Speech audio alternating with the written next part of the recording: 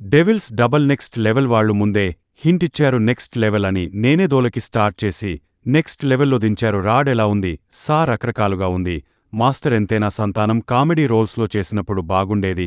Hero అయ్యాక చేసిన movies లో అప్పుడు ఉండే కామెడీ వీటిలో ఉండట్లేదు.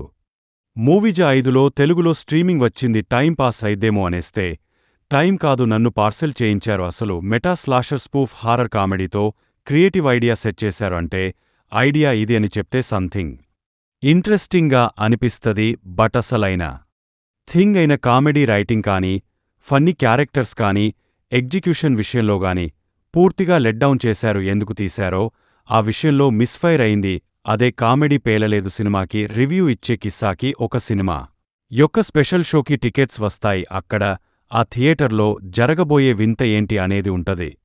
సినిమాలో ట్విస్ట్లు జలకలు షాకులు కావు. నిన్ను ఆ సినిమా ప్రపంచంలో పడేస్తే అప్పుడు నేను చూస్తా నీ సర్వైవల్ ఎలాగో అనే ఒక ఐడియా వినడానికి నిజంగానే ఒక అడ్వెంచరస్ ఫన్నీ టైప్ ఐడియాలా బానే ఉంది.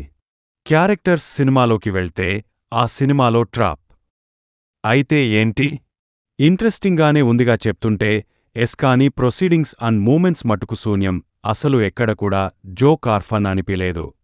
సినిమా కాస్త ఏదో ట్రిప్ కి వెళ్ళినట్టు ఓవర్ చేసే రియాలిటీ షో టైప్లో మనుషులు అటు ఇటు తిరగడంలా ఉంటది కానీ వాట్ నెక్స్ట్ అనేలాంటి అట్మాస్ఫియరే క్రియేట్ చేయలేదు.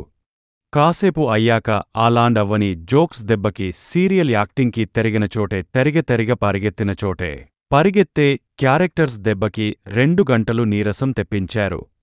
అండ్ సంతానం చేసిన కిస్సా క్యారెక్టర్ మాటకి ముందు ఒక బ్రో మాట తర్వాత ఒక బ్రో చాలా ఇరిటేటింగ్గా అనిపించింది. ఒక చోటకి వచ్చాక what bro, why bro, when bro, where bro, who bro మీకు అనిపించిందా?